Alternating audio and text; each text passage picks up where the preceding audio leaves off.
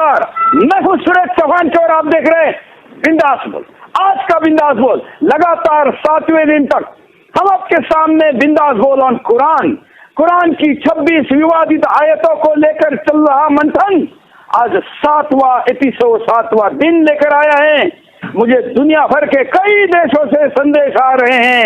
जो चर्चा चल रही है इसमें जिन लोगों ने भाग लेना चाहिए, वो देवबंद हो, वो बरेलवी हो, हमने किसको संपर्क नहीं किया।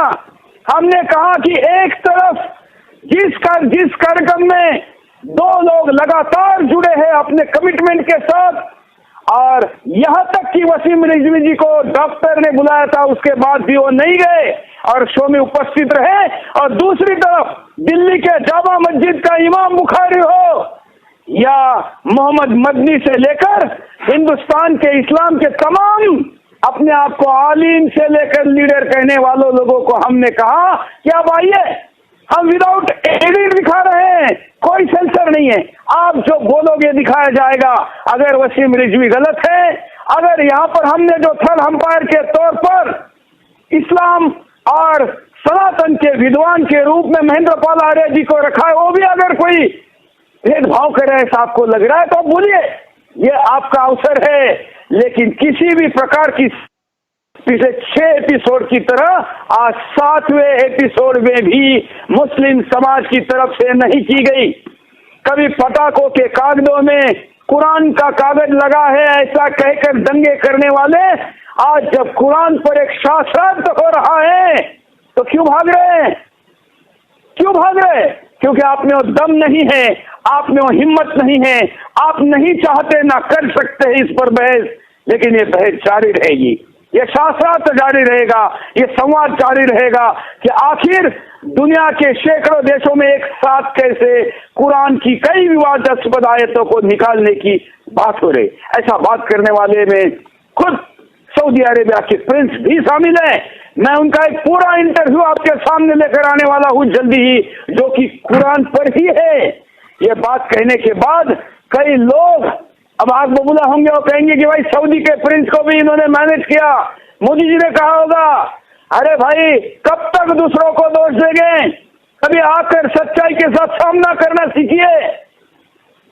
अपने कबीले में रहकर बहारने की बात करने वाले कई वीडियो आपको कई तथाकथित लोगों के मिल जाएंगे कि जो आलिम हैं, लेकिन आज जब संवाद करना है तो आलिम गायब है। कोई बात नहीं, हमने तो सिंपल रास्ता अपनाया। हमने कुरान में क्या लिखा है अरबी भाषा में, उसका हिंदी का शब्द और उस पर क्या आपत्ति है वसीम रिजवी की, उस पर क्या ये सही है क्या नहीं, इस पर न्याय या प्रतिक्रिया या उनका क्या दृष्टिकोण है, ये महेंद्र पाल आर्य जी का और साथ में मुस्लिम इंटेलेक्चुअल जो हमारे पास आ रहे हैं हम उनको ले रहे हैं। सुदर्शन इसमें अपनी कोई भूमिका नहीं बता रहा क्योंकि हमें इसकी कोई जानकारी नहीं है। हम कह रहे हैं कि आप दोनों जानकार आइए और अपनी बात को कहिए। हमने किसी गैर इस्लामिक पक्ष को इसकी सहभागिता नहीं कराई है कि आपको रोने या बहाना करने का मौका मिले कि आप इस्लाम के मामले में दखल दे रहे हो। ये तो 2 मुसलमानों के बीच का संवाद है जो कुरान के अंदर की विवादास्पद आयतों को निकालने को लेकर एक मंथन है। सुदर्शन अपना मंच इसको उपस्थित कर रहा है विदाउट ब्रेक, किसी ऐड के बगैर पूरा बिंदास बोल आपके सामने लेकर आ रहा है। आज भी आ रहा है, साथ में हम देश की जनता की राय ले रहे क्योंकि यहाँ पर कोई भी देश की जनता से बड़ा नहीं हो सकता। इसलिए आज भी कार्यक्रम का प्रारंभ इसी से करते हैं। जब हमने आपको पूछा क्या कुरान की विवादास्पद आयतों को हटाना चाहिए, मैं फिर बताता हूं, ये पोल हम प्रति एपिसोड 0 से पुनः शुरू करते हैं। 98% तक कल गया था, आज कार्यक्रम के प्रारंभ में 95 पर ही है और 95 से आज हम इसको आगे बढ़ा सकते हैं। इसके लिए आपके मोबाइल में सुदर्शन का मोबाइल ऐप डाउनलोड करिए, ये एप्पल में भी है, एंड्रॉइड में भी है।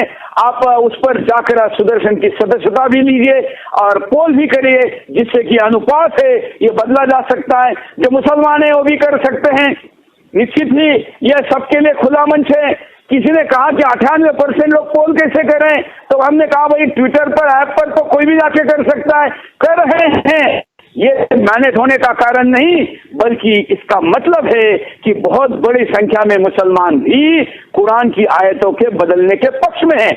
ये मेरा दावा इसलिए भी सही साबित होता है कि 98-99% तक पोलिंग जा रही है। और दूसरा, एक भी मुस्लिम नेता या आलिम शो में डिस्कस करने के लिए आने की हिम्मत नहीं जुटा पाया है। इसका मतलब साफ है कि जो बात यहाँ पर वसीम रिजवी जी ने निकाली है, इस बात में दम है। और बस वसीम रिजवी जी ने लोगों के मन की बात कही है। बोलना करना कई लोग जानते थे, लेकिन अब प्रत्यक्ष रूप से ये चीजें सामने आई। हमने पहले एपिसोड में आपके सामने कुरान की निर्मिति को लेकर संवाद किया, उसके साथ सूरा 9 आयत 5 पर चर्चा की, सूरा 9 आयत 28 पर भी कुछ चर्चा की। दूसरे एपिसोड में हमने 28 और 123 पे चर्चा की। कल हमने 56 और 23 पे चर्चा की, और आज हम चर्चा कर रहे हैं सूरा 9 आयत 37। चलिए पहले इसको एक बार देख लेने के पहले मैं हमारे गेस्ट पैनल का स्वागत करता हूं, फिर 37 तो सुनवाएंगे। कल ही मैंने आज लेने वाले आयतों के नाम पहले बता दिए थे, जिससे कि किसी को ये बात सरप्राइज ना लगे कि हम अचानक से किसी आयत को लेकर आए हैं। इसलिए आज की आयतें जिन पर मैं बात करने वाला हूं आपके सामने, मैं स्वागत करता हूं वसीम रिजवी जी का। आपका स्वागत है वसीम जी। दुनिया भर से कई लोग आपके इस साहस को आपके लिए संदेश भेज रहे हैं, सुदर्शन के सोशल मीडिया से लेके हमारे व्यक्तिगत नंबरों पर कि आप एक ऐतिहासिक कार्य कर रहे हैं वसीम रिजवी जी। आपके साथ ही हमारे साथ फरहत खान जी है, जो अध्यक्ष मुस्लिम फरहत अली खान जी है हमारे साथ, जो कि मुस्लिम महासंघ। आपका स्वागत है फरहत खान। और हमारे साथ लगातार 3 दिनों से मुझे अंदाज है कि इनके ऊपर भी बड़ा दबाव है इस शो में ना आने का, हसनैन बकाई। आपका भी स्वागत है, आप अपनी बात इसमें रख रहे हैं। हमारे साथ पंडित महेंद्र पाल आर्य जी है। महेंद्र पाल आर्य जी, आपका स्वागत है आज के बिंदास बोल में। नमस्ते नमस्ते। महेंद्र पाल आर्य जी इस्लाम के सनातन के विश्वविख्यात एक्सपर्ट से और अपनी राय इस शो में पहले दिन से रख रहे हैं। महेंद्र पाल जी, ये आयत जिसका मैंने नंबर लिया आप निकाल रहे हैं, मैं समझ रहा हूं नीचे देख के कुरान में। मैं तब तक इसको स्क्रीन पर चला लेता हूं, देखिए ये क्या कहती है।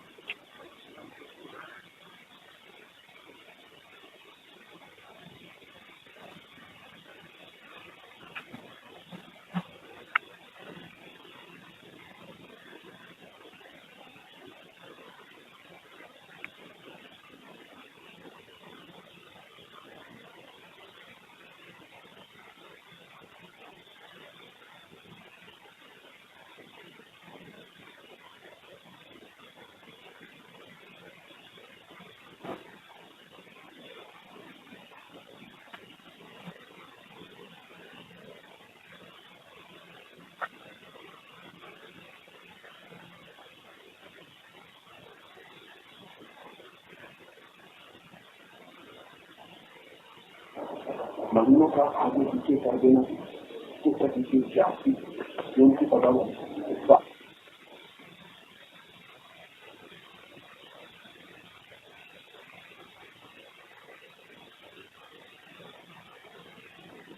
जो 4 महीने हराम किए उनकी गिनती पूरी करनी और खुदा की हराम की हुई चीज को हलाल करनी, उनकी पूरी कारक डालें, उन्हें बनी कर दिखाएंगे और खुदा काफी लोगों को मंजिल मकसूद तक नहीं पहुंचाया करता। तो चलिए अब मैं पैनल के पास चलता हूँ, और जैसे कि हम प्रतिदिन ये नियम क्या है कि जो भी आयत हम तक भेजी है या हम दिखा रहे हैं, हालांकि हमने ये 3 सोर्सेस से ली है। हमें वसीम रिजवी जी ने दी है जो न्यायालय में सबमिट की है, हमने गूगल से लिए और हमने दिल्ली में वेरीफाई करवा के पुनः हमारे साथ पूर्व में मुस्लिम और शहर काजी मेरठ के रहे महेंद्र पाल आर्य जी से वेरीफाई किए, फिर भी हम पुनः चैनल पर चलाकर दिखाते हैं, जिससे कि किसी को ये कहने का मौका न मिले कि इसमें हमने कोई गड़बड़ की है। क्या जो पैनल यहाँ पर स्क्रीन पर है, इसके सिवा भी किसी को लगता है इस वक्त भी दिल्ली के जामा मस्जिद के इमाम बुखारी, अगर लगता है तो अभी भी जुड़ो, फोन करो, हम आपको अभी जोड़ने के लिए तैयार है। देखते हैं कौन जुड़ता है। लेकिन चलिए अब आप चर्चा को शुरुआत करते हैं। पंडित महेंद्र पाल आर्य जी, जो आयत हमने अभी यहाँ पर दिखाई सूरा 9 तौबा 9 सूरा तौबा आयत 37 सही है? जी हाँ, बिल्कुल सही है। आपने कुरान से ही उठा करके दिखाया है और ये सूरा तौबा का आयत नंबर 37 है कि इन्नमन नसाई ज़ियादतुन अब आप अरबी में पढ़िए। वही बोल रहा हूँ। अब इसको शुरू से अरबी में पढ़िए, फुल स्क्रीन लेते आपको। इन्नमन नसिया ज़ियादतुन फिल कुफ़्फ़ारि यज़ल्लु बिही लज़ीन कफ़रू युहल्लिलूनहु मतन बहनहु आमा लयत यवाफिन इलद्दतुन मा हर्रमल्लाहु फी फयाहिल्लु मा हरमल्लाहु ज़ुय्यना लहुमुस्सवाअत लहुम वला वल्लाहु ला यहदिल कौमल काफिरीन। ये है।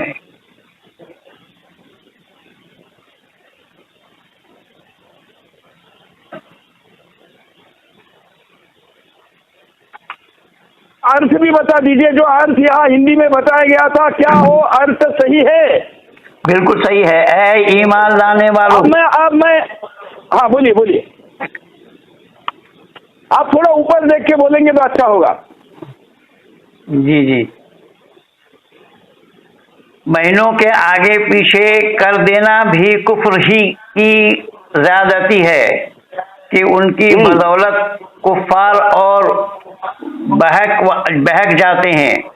एक बरस तो उसी एक महीने को हलाल समझ लेते हैं और दूसरे साल उसी महीने को हराम कह देते हैं, ताकि खुदा ने जो 4 महीने हराम किए हैं उनकी गिनती ही पूरी कर लें और खुदा की हराम की हुई चीज को हलाल न समझें, हलाल न कर लें, जिनकी बुरी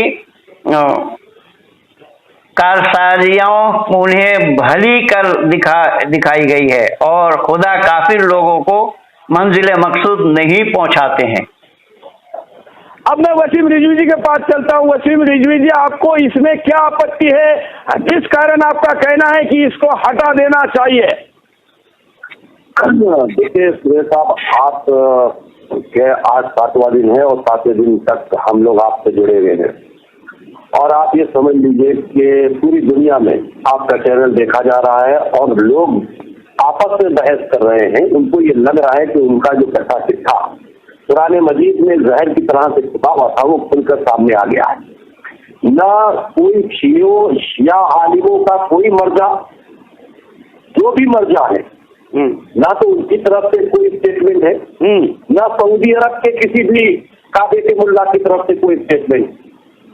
सब खामोशी इसलिए इख्तियार किए हुए हैं कि वो समझ रहे हैं कि काफिर और मुशरिक जो अल्फाज पुराने मजीद में शामिल किए गए हैं उसका सारा खुलासा अब हो रहा है और काफिर और मुशरिक कहकर ही पूरी दुनिया में जो आतंकवाद चल रहा था कि सिर्फ मुसलमान ही मुसलमान है, सिर्फ मुसलमान ही अल्लाह के बंदे हैं, बाकी जितने गैर मुसलमान है, चाहे वो हिंदू हो, चाहे वो सिख ईसाई किसी धर्म से ताल्लुक रखते हो, सनातन धर्म के लोग हो, वो गैर मुस्लिम है। इस आयत में भी काफिर और मुशरिक के ही जिक्र के ऊपर बात किया गया है। अल्लाह खुद कह रहा है कि मैं काफिर और मुशरिक को मंजिले मकसूद तक नहीं पहुंचाया करता, यानी कि सिर्फ मुसलमानों के लिए ही मंजिल है। अगर कोई गैर मुसलमान है तो जब अल्लाह ही कह रहा है तुम्हारा कि उसको हम मंजिले मकसूद तक पहुंचाएंगे ही नहीं, तो फिर काहे के लिए परेशान हो? फिर काहे के लिए इस बात से डरते हो कि काफिर कौन है और मुशरिक कौन है? तो फिर वो अल्लाह देख लेगा। आप किस बात के लिए कत्ल कर रहे हो? आप किस बात के लिए काफिर और मुशरिक में भेदभाव कर रहे हो? काफिर और मुशरिक कौन है जब अल्लाह ये बात कह चुका है कि तुम्हारा दीन तुम्हारे साथ, हमारा दीन हमारे साथ। हम सिर्फ एक बात के ऊपर कुरान मजीद में काफिर और मुशरिक की बहस को समाप्त करते हैं कि जब अल्लाह ने इस बात को कह दिया कि तुम्हारा दीन और तुम्हारे साथ, हमारा दीन हमारे साथ, तो इस तरह से बाद में जो आयतें इसमें जोड़ी गई है साजिश करके उमर, अबू बकर, उस्मान ने, ताकि वो रहती दुनिया तक, कयामत तक, जब तक ये दुनिया कायम है, वो बर्बादी करते रहे, मुसलमानों के हाथों में असलहे रहे और उस वक्त भी उनके हाथों में तलवारें थी और वो इस्लामी फौजों को लेकर दूसरे मुल्कों की तरफ बढ़ते थे और उसके बाद कुरान से कहते थे कि जो हम कर रहे हैं वो सही कर रहे हैं, ये काफिर है, मुशरिक है, इनसे लड़ना, इनको लूटना, इनकी की औरतों के साथ में रेप करना सब जायज है। तो ये वो उस वक्त का दौर था, आज दूसरा दौर है। आज तलवारें नहीं है तो बम है, असलहे हैं, मिसाइल्स है। आज मुसलमानों के हाथ में कुछ भी नहीं है तो ईटा है। ये क्यों है? ये सिर्फ कुरान का जहर है। ये कुरान के अंदर जो जहर जो 3 खलीफा छुपा गए हैं, जो उन्होंने इस किताब को कुरान मजीद बनाकर दुनिया के सामने लाए, अमानत में खयानत करते हुए कि ये अल्लाह ने सब कुछ कहा है, जबकि अल्लाह कभी भी इस तरह की बात नहीं कह सकता। हमको ये पूरा यकीन है। अब जो लोग ये पैनल पर बैठे हैं वो बताएं कि काफिर और मुशरिक को अल्लाह रास्ता क्यों नहीं दिखाता? वो भी तो अल्लाह के पैदा किए हुए लोग हैं, उनको भी तो अल्लाह ने पैदा किया है।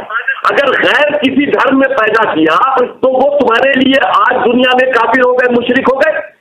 अगर वही मुसलमानों क्या पैदा होते तो अफजल हो जाते। अगर अभी पैनल पैदा हुए, ठीक है, आपका ओपनिंग कमेंट पूरा मिल गया। सिर्फ मैं उसमें एक ऐड करना चाहता हूँ। आपने कहा गोली, तलवार, बम, ईंटे, यहाँ तक कि जैसे श्रीलंका में देखा गया कि गैर मुसलमान महिलाओं का गर्भ की तीसरी शैली, जिसको गर्भाशय कहते हैं, उनको निकालना का प्रेरणा भी उसने कहा कि मुझे कट्टरता ने सिखाई है। क्या ये भी इसी के कारण है वसीम रिजवी जी?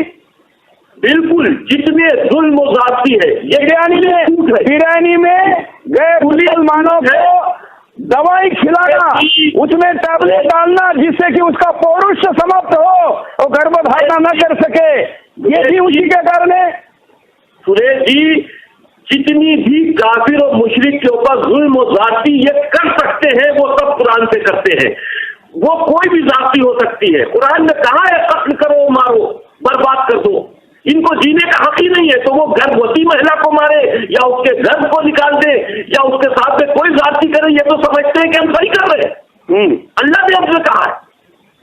चलिए अब हम चर्चा के लिए चलते हैं। हमारे साथ अध्यक्ष मुस्लिम महासंघ है फरहत अली खान। फरहत अली जी, बड़ी ऐसी बातें जो कि सामान्यतः कोई करने से कतराता है, तथ्यों के साथ यहाँ पर वसीम रिजवी जी कह रहे हैं। मैं शब्द इसलिए ये उपयोग में ला रहा हूँ कि मैं आपसे बात करते करते मेरे YouTube लाइव स्ट्रीम पर जो लोग हैं, ट्विटर पर है, फेसबुक पर हैं, व्हाट्सएप पर है और सुदर्शन के ऐप पर है, उन 5 जगह से मुझे रिएक्शन आने की सुविधा है। उन 5 जगह की रिएक्शन में पढ़ रहा था। सारे लोग इस वक्त वसीम रिजवी के समर्थन में, मतलब ये हो रहा है कि वो जो कह रहे हो सही है। तो हम वो क्या कह रहे हैं इस पर भी आपकी प्रतिक्रिया लेंगे। लेकिन पहली प्रतिक्रिया जो यहाँ पर सूरा 9 आयत 37 बताई, क्या इस पर आपका कोई अलग वर्जन है जो भाषांतर यहाँ पर बताया गया इसके सिवा? बिल्कुल सुरेश जी, मेरी आवाज आ रही है आपको? बिल्कुल बिल्कुल, बोलिए। देखिए, सबसे पहले तो मैं आपका बहुत आभारी हूँ कि आपने हम जैसे लोगों को इस पर डिबेट में बुलाया। दूसरे, जो आपने अपनी इतने विद्वान और ज्ञानी, मतलब जो आलिम और उलेमा, उनको यहाँ पर आना चाहिए था। और जो वकील रिजवी सादिया जो हमारे महेंद्र जी बात रख रहे हैं, उसका जवाब उन्हें बखूबी देना चाहिए। ये भागना, किसी चीज को छुपाना है और सामने आके मुकाबला करना, बिल्कुल उनका तर्क उनके साथ, हमारा तर्क हमारे साथ। बिल्कुल। दूसरी बात, जो वसीम भाई ने अभी कही, मैं भाई कह सकता हूँ उनको, जो बात वसीम भाई ने अभी कही कि काफिर और मुशरिकों को मतलब ये जो है वो सेकंड दर्जे के हैं। इस्लाम में किसी भी बंदे को दूसरे दर्जे का नहीं माना गया है और इस्लाम में किसी को भी काफिर और मुशरिक नहीं माना गया है। इस्लाम में माना गया है कि कोई भी बंदा किसी भी वक्त ईमान ला सकता है। दूसरी बात तो कि जो लोग बात कर रहे हैं, जो आपके पास ट्विटर पे, फेसबुक पे या उस पर आ रहे हैं, सर वो इस्लाम के बारे में जानकारी नहीं रखते हैं जो श्री वकील जानकारी दे रहे हैं। मैं फरहत जी आपकी इस बात से सहमत हूँ कि हो सकता है वो जानकारी नहीं रखते हो क्योंकि वो गैर मुस्लिम है ज्यादातर। लेकिन क्या आपकी अपॉर्चुनिटी नहीं है आपके लिए कि 6 घंटे अब तक आपको मिले? अभी और मैं कितने भी घंटे देने को तैयार हूँ। आप क्यों नहीं आखिर जो संशय है, जो आरोप है, उसको दूर करते? देख रहे सर, जो कुरान पाक में लिखा है, वो वसीम साहब हो, हमारे पूर्व मुस्लिम पंडित जी हो या सुरेश चौहान जी आप हो, हमें ईमान के साथ उसी को मानना है बस। इसके अलावा दूसरी बात मैं नहीं करूंगा। नजर काटना अगर उसमें लिखा है, अगर गैर मजहब वसीम साहब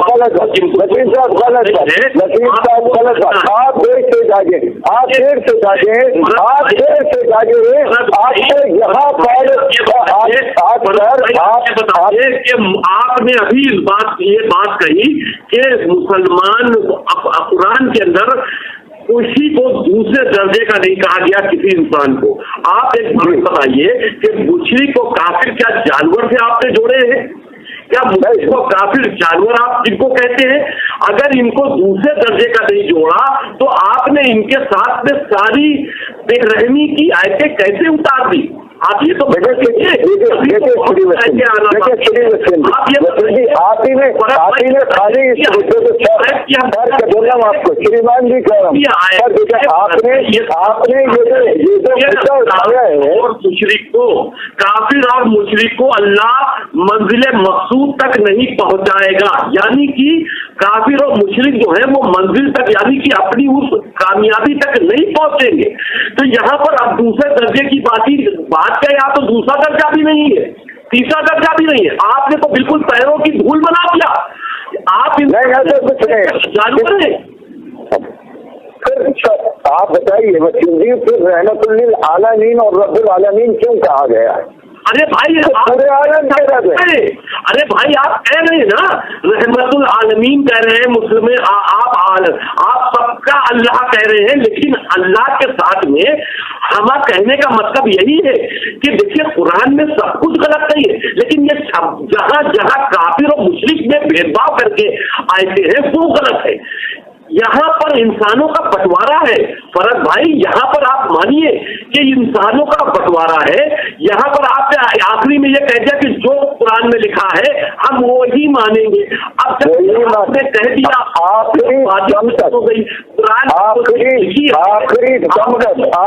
लम्हों तक नहीं है, भाई मैं आपकी बातों में नहीं आने वाला। आप ये कह रहे हैं कि सारे इंसान बराबर है। फरज भाई बता दीजिए कैसे बराबर है मुसलमानों के इंसान? काफिर और मुशरिक जिस श्रेणी में आपने जिनको कुरान मजीद में रखा है वो मुसलमानों के बराबर कैसे? जब अल्लाह खुद कहता है कि हम इनको कामयाबी तक नहीं पहुंचाएंगे, ये ऐसा करते हैं, इनको हम आग में झोंकेंगे। अभी पिछली आयतों का तर्जुमा हम लोग यहाँ करते चले आ रहे हैं। अल्लाह कह रहा है आग में झोंकेंगे, इनकी जगह जहन्नुम है, इनसे जिहाद करो, इनका तक करो, तो आयतों से इनकार करें। अब जब सारी बातें काफिर और मुशरिक के लिए आ ही चुकी है, तब आप बताइए यहाँ पर दूसरा दर्जा आपने तो जानवर समझ लिया ना गैर मुसलमानों को। देखे वसीम साहब आप सुनने की भी कोशिश करें।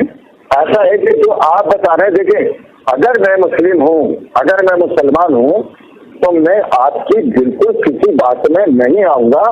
जो अभी आप सुनेंगे, पहले वसीम भाई आज सुनेंगे, क्योंकि मुझे ये लगता है कि जहाँ आप ये बात कर रहे हैं वहाँ आप में इंसानियत भी है, इंसान भी है, दूसरे की बात सुनने की आप में हिम्मत भी है।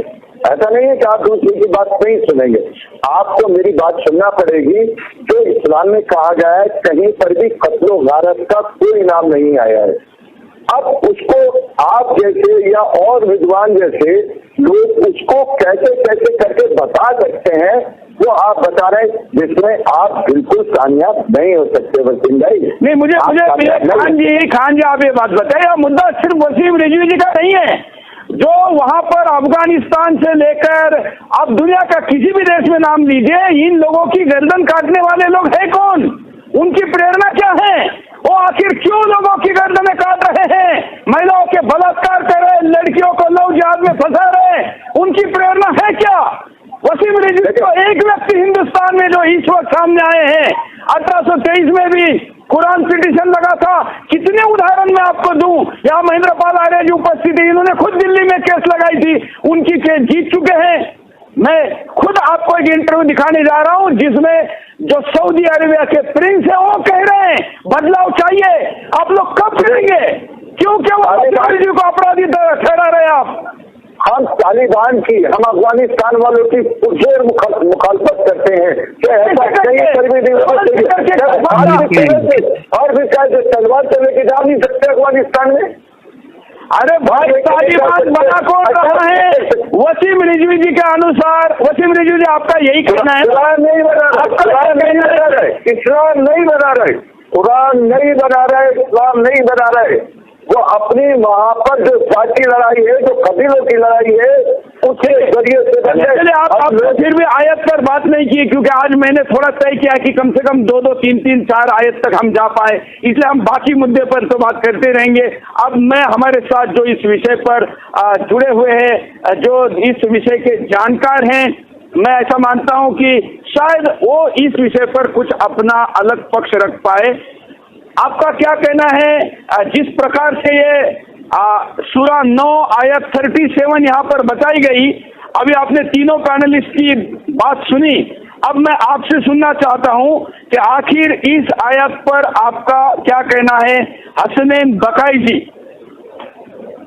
सबसे पहले तो मैं आपको ये बताना चाहता हूँ कि हमारे इंद्रपाल आर्य जी जो कि बकौल उनके कि वो पूर्व शहर काजी रहे हैं और बहुत बड़े आलिम रहे हैं, इमाम रहे हैं मस्जिदों के, उन्होंने आयत नंबर सूरह नंबर 9 आयत नंबर 33 पढ़ने में तकरीबन 6 जगह गलतियां की हैं। सबसे पहली गलती है कुफ्र के, आपकी बताइए, और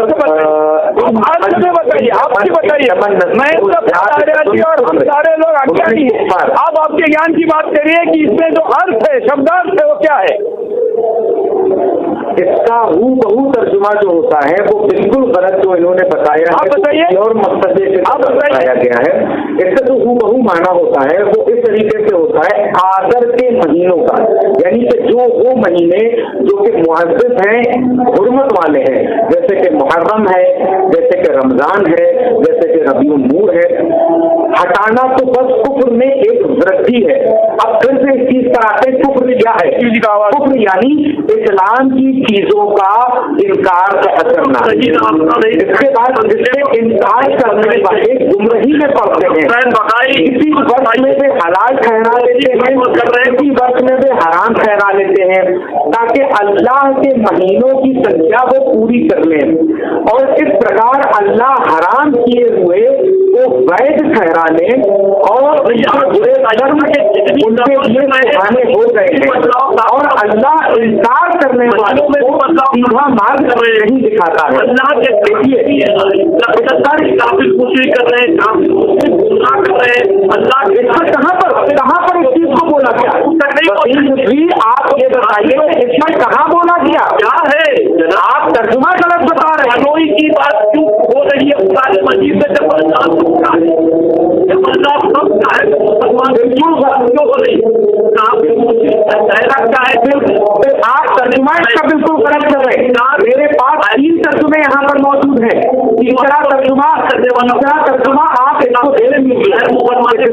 इसको दे हुए। अरे भाई आप इधर बताइएगा, जवाब दीजिए, तुम क्या कर रहे हैं? जवाब दीजिए। काफिर मुस्लिम पर ये कहा गया कह रहा है इस महीने के पीछे हटाना नहीं, मगर कुफ्र में बढ़ना कह रहा है कि हम मंजिले मखसूस तक नहीं पहुंचाएंगे, किसी भी काफिर और मुस्लिम को मंजिले मखसूस तक नहीं पहुंचाएंगे। इसका क्या मतलब हुआ? अगर महीनों में तब्दीलियां हो रही, आप सिर्फ इतना बताइए कुफ्र किसे कहते हैं? कुफ्र किसे कहते हैं? वो सब काफिर मुस्लिम और मुसलमान जो कुफ्र किसे कहते हैं, किसे कहते हैं? आप इसको बताइए। आप डेफिनेशन लोगों को देकर, गलत डेफिनेशन देकर लोगों को भड़काने की कोशिश कर रहे हैं। लोगों को मारा जा रहा है, जो पाकिस्तान में हिंदुओं का धर्म परिवर्तन कराया जा रहा है, जो बांग्लादेश में मारा जा रहा है, ये सब क्या है? ये सब कुफ्र नहीं है। मतलब मुसलमान जो भी करे उनको खुली जेल है। मैं सिर्फ इतना वसीम रिजवी से मैं सिर्फ इतना पूछना चाहता हूँ कि ये बताइए कि कुफ्र और काफिर और डेफिनेशन क्या है? आपने कश्मीरी डेफिनेशन बताओ, वसीम रिजवी डेफिनेशन बताओ। काफिर किसे कहते हैं, कुफ्र किसे कहते हैं, मुशरिक किसे कहते हैं, और शिर्क किसे कहते हैं? कश्मीरों को वहां से निकाल दिया, कश्मीरी पंडितों से आपने कश्मीर खाना दिया। आप मुद्दे पे ना आइए, आप मुद्दा ना बताइए, आप मुद्दे पे ना भटकिए। अरे ये आप है, आप कुछ दिन पहले क्या कहते हैं, जिस मूर्ति पूजा के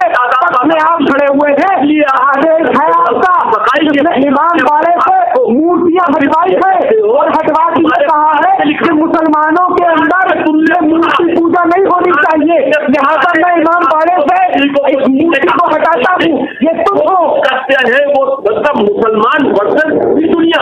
तुमको देखो अपने आप को बजरंग बली का बदलाव भी ना रहे हो, यही आप तुमसे करवाता था कुछ दिन पहले, आज तो तुमसे कर रहे हो। जो तुम्हारे जो मर्जा है, जो तुम्हारे मौलवी है, जो सूफी मौलवी है, जिनको तमीज नहीं थी, कुरान दिया और गधों की तरह कुरान अपने सर पर रख के चल दिए, तुमको ये नहीं मालूम कि कुरान में लिख रहा हूँ ये कर रहे हो तुम कितने पढ़े हुए? आप कुरान के बारे में जानकारी क्या है तुम्हें? तुम ये जो बगैर देखे तुमसे गुफ्तगू कर रहे हो, देख कर जो गुफ्तगू कर रहे हो, एक कुरान की तारीफ और अलग ठीक है। तुमसे मैं ये पूछ लेता हूँ, जिस कुरान की आयत को पूरे 9 आयत नंबर 37 के बारे में गुफ्तगू कर रहे हो, उसका शान नुज़ूल क्या है? अरे तुम्हें ये नहीं मालूम कि उसका शान नुज़ूल क्या है? तुम क्या बात करोगे कुरान के ऊपर?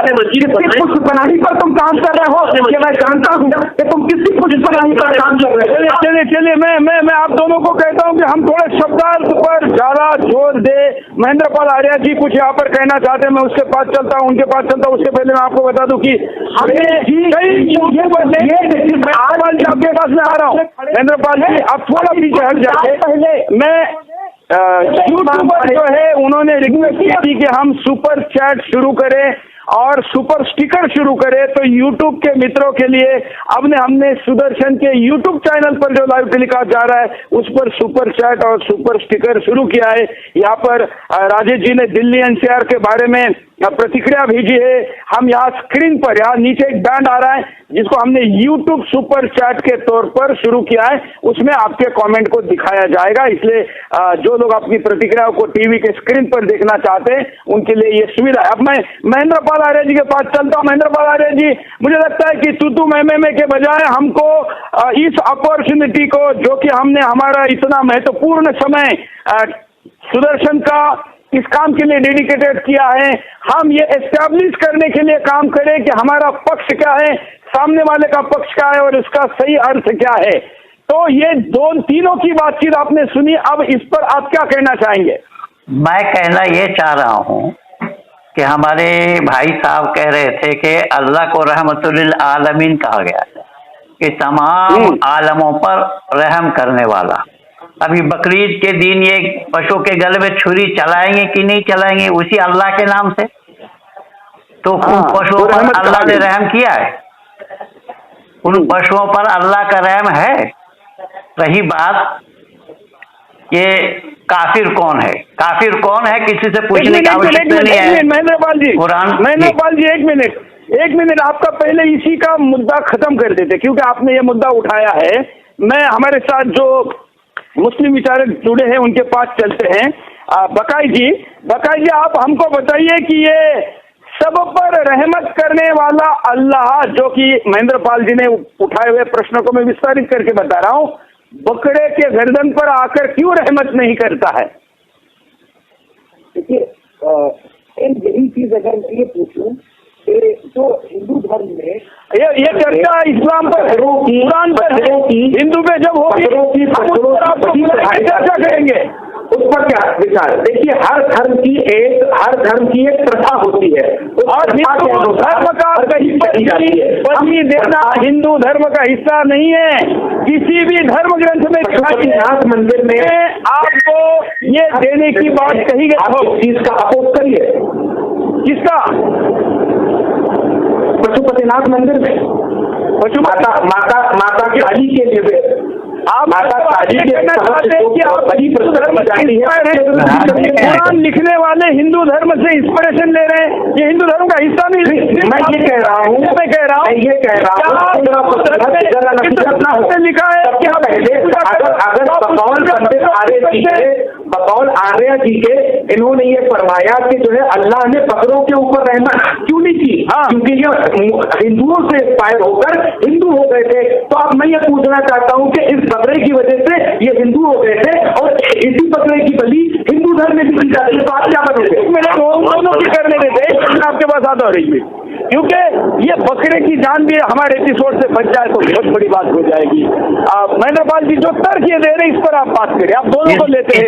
ये जरा बकरे वाला मुद्दा, बलि देने वाला मुद्दा, इंसानों की गर्दन पे तो हम बात कर ही रहे हैं, लेकिन अगर इसकी रहमत है तो बकरे की बात करते हैं।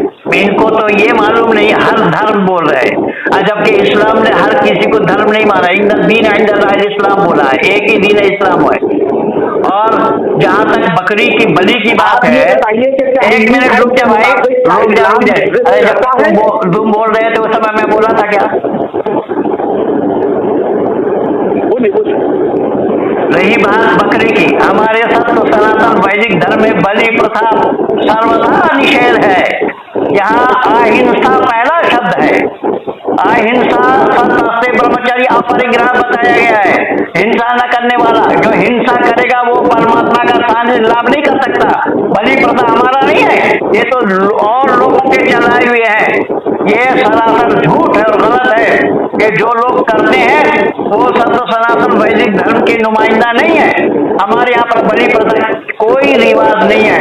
आपको शायद याद हो चौहान साहब के पिछले दिन हिमाचल प्रदेश के 3 जजों ने फैसला दिया था बलि प्रथा पर। 3 जजों ने फैसला दिया था कि बलि प्रथा निषेध पर। तो मैं उसी दिन ही मैंने लिखा कि इन जज साहब को चाहिए कि बकरीद पर कुर्बानी करने के लिए भी यही आदेश लागू किया जाए वहां पर। और अल्लाह के नाम से कर रहे साहब ये कि अल्लाह के नाम से बिस्मिल्लाह अल्लाहु अकबर कह के पशु के गले में छुरी चला रहे। और जो अल्लाह को महान कहा जा रहा है, अल्लाह को बड़ा माना जा रहा है, अल्लाह को रहमतुल आलमीन माना जा रहा है, अल्लाह की रहमत कहाँ है? रही बात ये काफिर बता, काफिर को किसी भाई वसीम रिजवी को बताने की आवश्यकता नहीं है। कुरान से पूछो, कुरान बता देगा। रहमत वाला विषय खत्म कर देते हैं।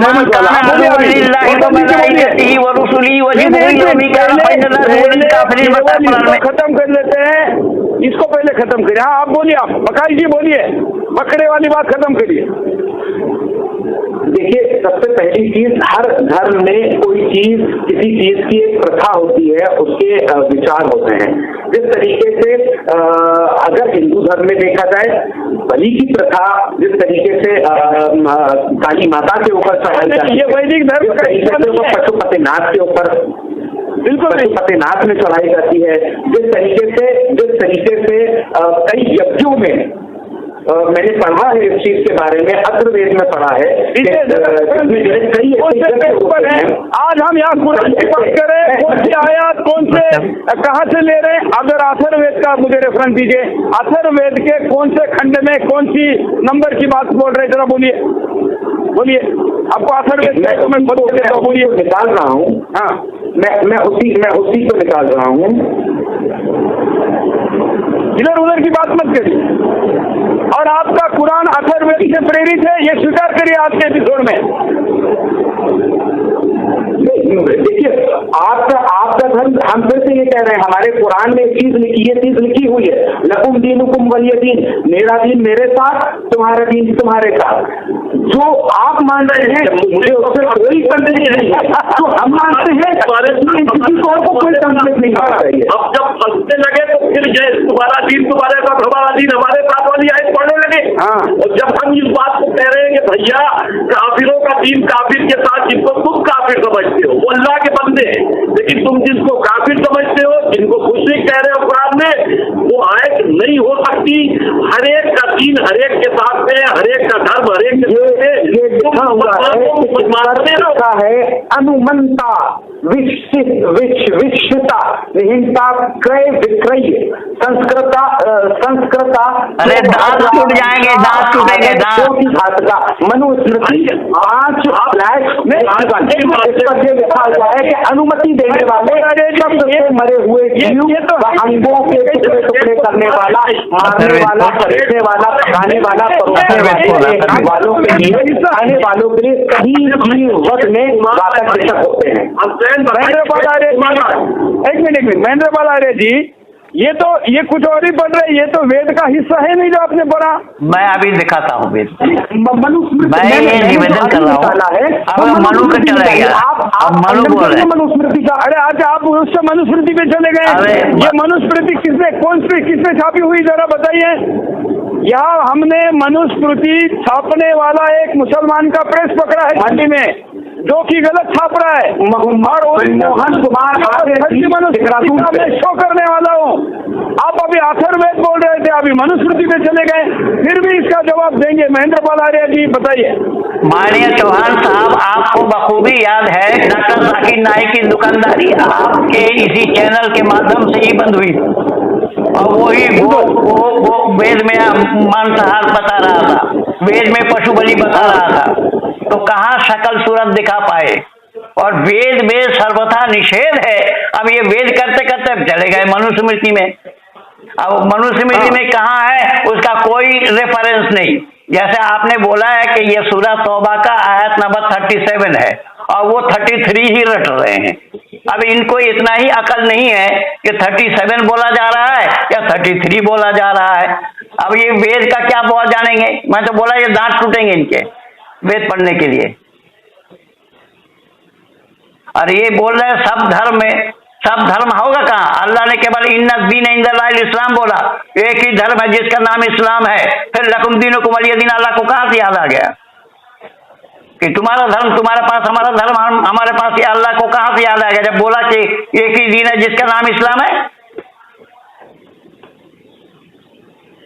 तो अभी हम आगे बढ़े, क्या करें इस आयत पर। आखिर महेंद्र पाल आर्य जी, आपका क्या निर्णय है।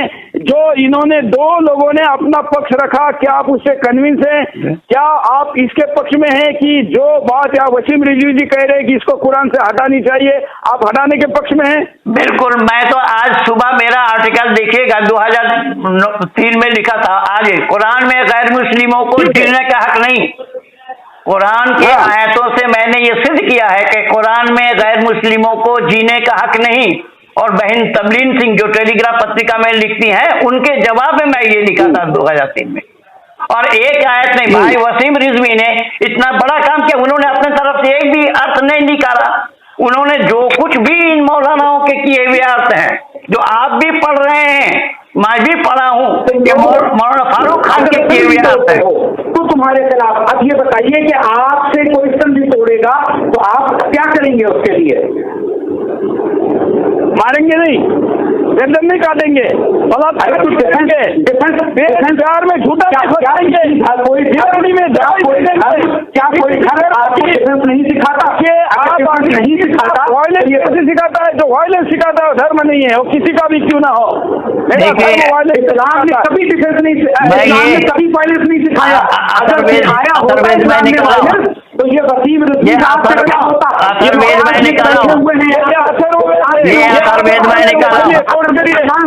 नहीं होता, जिंदा ना होते। बकोली जी, जरा बकाई जी, ये बताइए, अथर्ववेद खोला है, अब आप बताइए कौन सी ऋचा पर आपका क्या कहना है? किस मंडल पे कौन सा सूत्र है, क्या है नंबर उसका बताइए। मैं निकालता हूँ, मैं भी निकाल के दे रहा हूँ। मैंने बोला है अपने आदमी से, तब तक वसीम रिजवी जी के पास और खान जी के पास चलते हैं। वसीम रिजवी जी, हम अभी भी आज भी 46 मिनट पहले ही आयत पर चले गए हैं। लगता है कि रोज एक ही हो पाएगी, हालांकि हमारा प्रयास 3-4 पर जाने का था, लेकिन इतना अवसर मिलने के बाद भी क्यों आखिर आपके विरोध में जो लोग हैं वो इस अपॉर्चुनिटी को, उनकी जो भावना है उस पर लोगों को कन्विंस नहीं कर पा रहे? ये देखिए, ये जो भी बोलेंगे सारा तफसीर मेरे पास है। देखिए, कुछ लोगों की आदत ये होती है कि जब वो पकड़ जाते हैं तो खामोश हो जाते हैं। हदीस मेरे पास है, जहाँ से बोलेंगे मैं वहीं से उठा के दिखा दूंगा। पकड़े गए, इसलिए सब बड़े बड़े लोग खामोश हैं। बकई जैसे लोग बेवकूफ बैठ जाते हैं जो इधर से उधर बात को घुमाने की कोशिश करते हैं। अभी इन्हीं ने ये बात कही कि अगर कोई हम पर हमला करेगा तो हम उसके साथ में क्या करेंगे। अरे पूरी दुनिया में मुसलमान लोगों पर हमला कर रहे हैं, मुसलमानों पर कौन हमला कर रहा? तुम ही तो सबको काट रहे हो, अफगानिस्तान में, सीरिया में, हर तरफ तुम ही तो मार रहे हो, तुम ही काट रहे हो।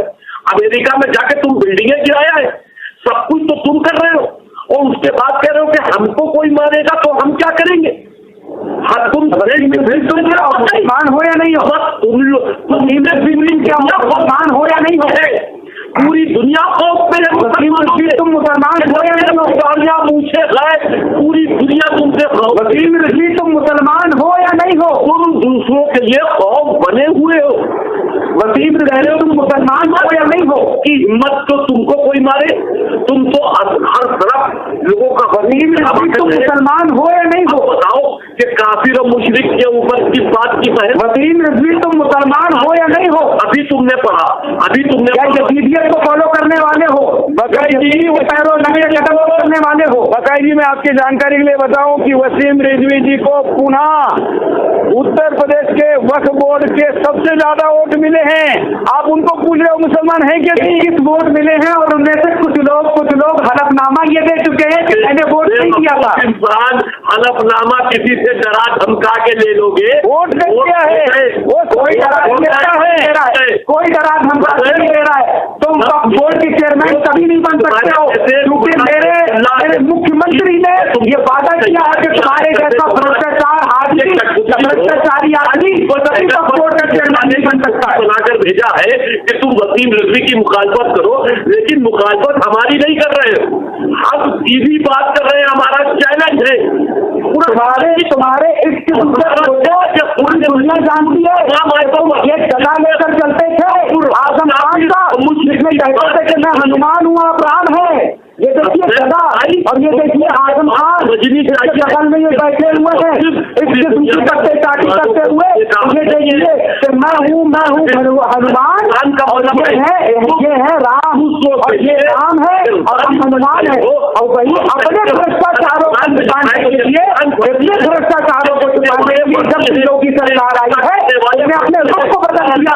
वरना तुम वही एक मूर्ति हुई तुमने बेहतर कि इस्लाम में मूर्तियां नहीं पैदा की। अगर अल्लाह की बात करोगे तो अल्लाह एक ऐसी शख्सियत तुमने माना है। अल्लाह की बात कर रहा हूँ। अल्लाह ये देखो तुम्हारा सच्चा ये है, तुमने ये लिखा हुआ ये बयान है तुम्हारा, तुम कह रहे हो ये तुमने ये आरेख दिया है कि इस्लाम के मुताबिक मूर्तियां रखना जहाँ पर होती है उस जगह को तोड़ देना चाहिए। लिहाजा तुमने इमाम बाड़े से मूर्तियां तोड़वा दी और आज तुम मंदिर के पक्ष में बैठे हुए हो। तो ये डर रही होगी जिसका आज तुम्हारी हालत ही हो चुकी है। जालिम के ऊपर एक मजहब पे याद किया, आज उससे अरे तुम लोगों ने तो रसूल और रसूल के खानदान को नहीं छोड़ा, तुम लोग तो इतने जालिम हो। ये तुम्हारी आदत थी, करबला के मैदान में हुसैन के खिलाफ फरमान हो गए और खुदी के खानदान से हो जो तुम आतंकवाद में प्रमोट कर रहे हो। सबको लेकर आया, उनके वारिसों को तुमने मार डाला, उनकी नस्लों को तुमने खत्म कर दिया। हमने मार डाला? मान बैठे हो अल्लाह अकबर कहकर नस्ले रसूल ऐसे गालिब ये वाली बातें ना करो, ये बात करो लोग तुम क्या हो दुनिया में, किस हैसियत से बात कर रहे हो? 5वीं क्लास तक पढ़े हो और अपने आप को रिसर्च बताते हो। कुरान के शान नुज़ूल जब मैंने तुमसे पूछा तो शान नुज़ूल नहीं बता पाए, तुम कुरान को रिसर्च करके बैठे हो। अरे मैं तुमसे यही पूछ लूं कि 72 शोहदाए करना कौन है, तो ये नहीं मालूम होगा। तुम अपने आप को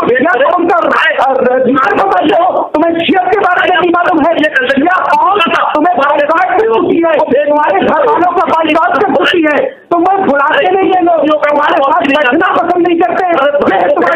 अरे भाई खुद कह रहे हैं कि सुन्नियों के मौजूद को बड़े बड़े आना चाहिए, तुम्हारे कल पे जवाब मनूज को आना चाहिए, क्यों नहीं आते? जवाब क्यों नहीं कहते? कल जवाब के पैर बड़ी श्रुति के बराबर नहीं हो तुम। बात कहना है महेंद्र पाल आर्य जी के पास भी चलता हूँ और मैं आपको बताऊं यहाँ सुपर चैट में धर्मेंद्र मौर्य लिख रहे कि इन मुस्लिम जानकारों को अपने कुरान के बारे में कुछ पता नहीं, डिबेट से यही बात हो रही है और वो वेद कुरान की बात कर रहे हैं जिस पर तो वो कुछ बोल ही नहीं सकते।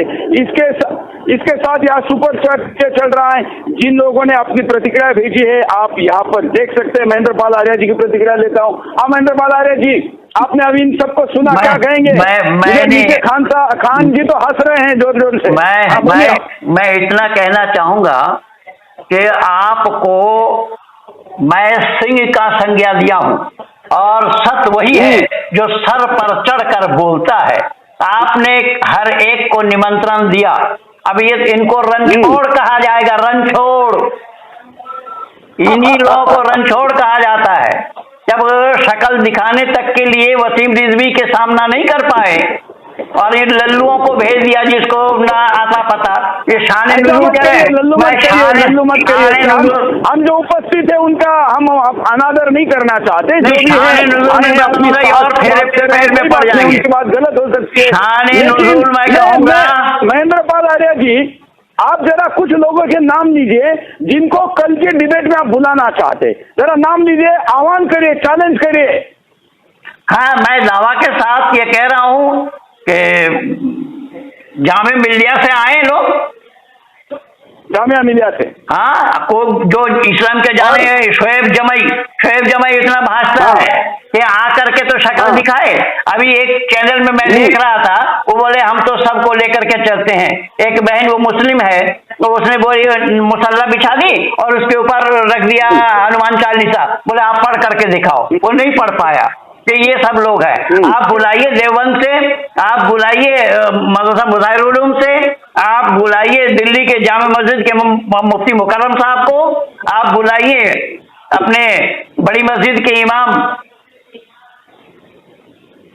बड़ी मस्जिद के इमाम जामा मस्जिद वाले।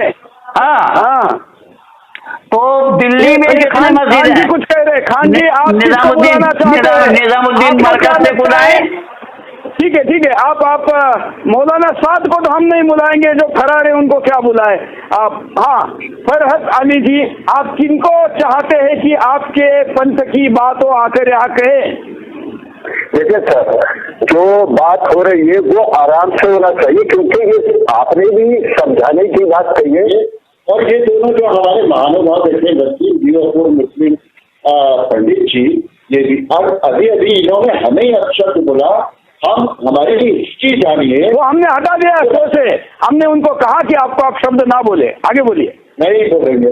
हाँ, तो मैंने भी निवेदन किया है आपके चैनल के माध्यम से कि अगर वसीम रिजवी अपने पूर्व मुस्लिम पंडित जी अगर कोई बात करें तो उसकी सही जवाब देने के लिए। और हम चौहान जी आपके सामने यूँ बैठे हैं कि हम विद्वान तो नहीं है, मतलब ज्ञानी नहीं है, लेकिन विद्यावान है। मतलब एमए किया है तो उर्दू में गोल्ड मेडल से, हिंदी से बेसिक कॉलेज से भी एमए है। इसलिए हमें आना पड़ा कि सारे मुसलमान जो है वो सोच नहीं है कि वसीम जी से या किसी ऐसी जहर से डर जाएंगे। हम लोग कुरान को मानने वाले हैं और हमारी आखिरी श्वास तक हम कुरान को मानते रहेंगे। चलिए, आपने आपका पक्ष रखा, क्योंकि आपने कहा कि खुद आप उस इस्लाम के नहीं लेकिन उर्दू वगैरह की जानकारी। खैर, हमने इसमें उर्दू का विषय नहीं लिखा है। हमने कहा मूल कुरान जहां से आई है और जिसको कोई नकार नहीं सकता, उसको लेकर हमने अरबी की बात कही है। कोई बात नहीं, अब आए, हम चाहेंगे कि आप आते रहें। बकाई जी, आप चाहते हैं कि आपके साथ के तौर पर हम आपको कल भी रखेंगे। आप चाहते हैं कि आपका साथ देने किसी को बुलाना चाहते हैं? नहीं, मैं अकेला काफी हूँ, लेकिन कम से कम काफी है। गलत कोट कर रहे हैं आप, गलत कोट कर रहे हैं। नहीं, कोट गलत नहीं। मैं अपने हर कहे हुए कथन का खुद जिम्मेदार हूँ और चीजों को साबित कर सकता हूँ और साबित करने की सक्षमता है। मैं अभी अगर मेरी कीमत नहीं बताई है तो मैं कल किसको क्यों रखना है। और मैं समझ नहीं हूँ,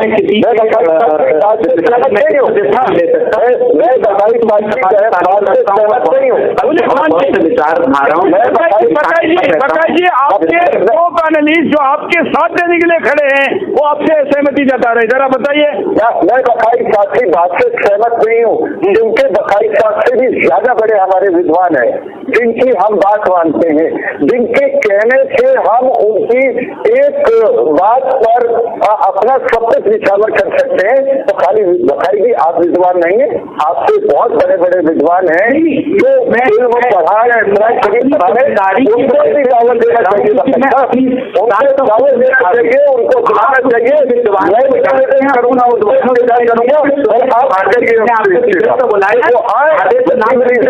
और पंडित जी का और सही जवाब दे।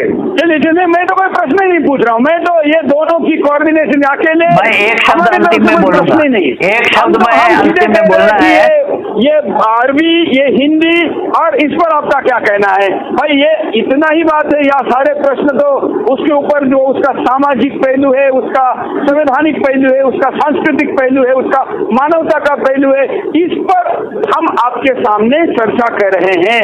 अब अंतिम बारी वसीम रिजवी जी, आपको तो दहाड़ने का पूरा मौका है। आप बताएं कि आपके सामने आप किस किस को चैलेंज करेंगे आपके साथ डिबेट करने के लिए? वसीम रिजवी जी। मुस्लिम पर्सनल लॉ बोर्ड जो पूरे हिंदुस्तान में मुसलमानों का ठेका लिए रहे, मुस्लिम पर्सनल लॉ बोर्ड से आना चाहिए, देवबंद से आना चाहिए, जो वहाबी मसलक के लोग हैं उनको आना चाहिए, नदवे से आना चाहिए, दिल्ली के जामा मस्जिद से आना चाहिए, शियों के जो बहुत बड़े ठेकेदार बनते हैं कल्बे जवाद को आना चाहिए, और जितने भी अपने को हिंदुस्तान क्या आपका चैनल तो पूरी दुनिया में देखा जा रहा है, ईरान से लोगों को जुड़ना चाहिए, ट्रांसलेशन को लेकर जुड़ना चाहिए। अपनी पर्शियन में बात करो, सऊदी अरब से बात करो, अरबी में बात करो, लेकिन ट्रांसलेटर को लेकर जुड़ो। पूरी दुनिया में कुरान मजीद को चैलेंज है, और चैलेंज अगर कबूल नहीं कर रहे हो, फरज साहब ने जो बात कही, खान हमेशा खानी रहता है, अगर इन्हीं ने बात कही है तो बिल्कुल सही कही है। पूरे एपिसोड में मैं इनकी इस बात से सहमत हूँ कि इन्हीं ने दावत की है कि सबको आना चाहिए। हसनैन बकाई जैसे लोग आलिम नहीं है, इनको इल्म के बारे में कुछ नहीं मालूम है, जो इल्म का पाठ पढ़ा रहे हैं उनको आना चाहिए, जो इल्म की दावत दे रहे हैं उनको आना चाहिए, जो हाफिज है उनको आना चाहिए, जो लोगों को पुराने मजीद के तहत इस्लाम कबूल करवा रहे। अरे तुम्हारे सामने कोई आदमी नहीं आता क्योंकि वो अपनी बेइज्जती करता है, और काफिर को तुमको करे हुए कत्ल करने की चलिए मैं आपको ये बताना चाहता हूँ कि जो बात आपने अभी यहाँ कही बकाई थी, हमने किसी भी देश का अपमान नहीं होने दिया, इसलिए वसीम रिजवी जी के सामने अपमान होगा ये बहाने से कोई नहीं टाल सकता। कोई भी अनफेयर कोऑर्डिनेशन हमने हमारे शो में नहीं किया है। महेंद्र पाल आर्य जी के तरफ से एक शब्द बोला, उन्होंने वापस ले लिया, इसलिए आप ये नहीं कह सकते या तो वसीम रिजवी जी 100% सही है और उनकी काट भारत के या दुनिया के किसी भी मौलवी या इस्लाम के आलिम के पास नहीं है, इसलिए वो यहाँ टाल रहे हैं। मैं बहुत बड़ी बात कह रहा हूँ, यहाँ पर कई मुसलमान लिख रहे हैं कि हमको शर्म आ रही है कि हमारे आलिम जो हमसे चंदा लेते हैं, हमारे सामने धर्म की बड़ी बड़ी डिंगे हटते हैं और सुदर्शन चैनल पर आने के लिए तैयार नहीं है। खुले आम चार्ट पर जाकर देख सकते हैं, ऐसे लोगों के लिए शर्म की बात है। चलिए मैं जरा पोल देखता हूँ और एक बार पैनल को रखते पैनल से फिर बात करते, जरा पोल देख लेते हैं कि कितने प्रतिशत लोगों ने आज कहा है कि ये आयतें हिंदुस्तान के कुरान से हटनी चाहिए। वसीम रिजवी जी की मांग पर 99%, पैनल के पास चलते हैं, 99% बहुत बड़ा आंकड़ा है। बकाई जी क्या कहेंगे? 99% लोग कह रहे हैं। बकाई जी देखिए, मैं सिर्फ एक चीज कहना चाहता हूँ कि एक तरफा जिस किस्म की गुफ्तगू ये एक तरफा नहीं है, इस पोलर मुसलमान भी पोल कर सकता है, ये केवल हिंदुओं का पोल नहीं है। मुसलमान पोल कर सकता है, तो मुसलमान ने कितने % पोल किया ये दिखाया जा सकता है। हाँ, तो भाई हिंदू मुसलमान ने, हम तो संविधान के हिसाब से चल रहे, कोर्ट में अपील कर रहे हैं। देखिए, इस चीज को मैं बिल्कुल निगलेक्ट करता हूँ कि इस चीज को इस तरीके से साबित करना कि 99% लोगों ने, यानी कि